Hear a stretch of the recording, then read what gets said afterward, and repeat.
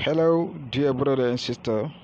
I'm very happy to meet you today, and I wanted to give you the secret. The secret is very important if you want to protect your house, your company, your room, inshallah, your place. I'm going to explain you what you see in your text. You should to write this. What you see. You see. I write is a paper. Each paper I write Bishmi, and you are going to see Lahi, Rahmani, and Rahim. And each paper you should do to write Bishmi, Lahi, Rahmani, Rahim.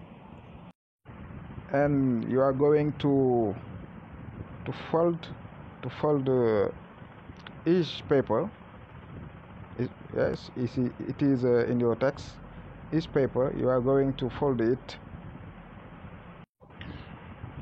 and dig them at the four arches, and dig them at the four arches. And the middle, what you see in the middle, you are going to dig it in the middle. Yes, what you see in the middle, you should to dig it in the middle.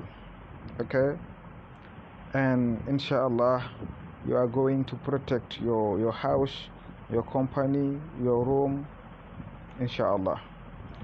I'm going to leave you, and I will meet you tomorrow, inshallah. Good luck, good continuation. Goodbye.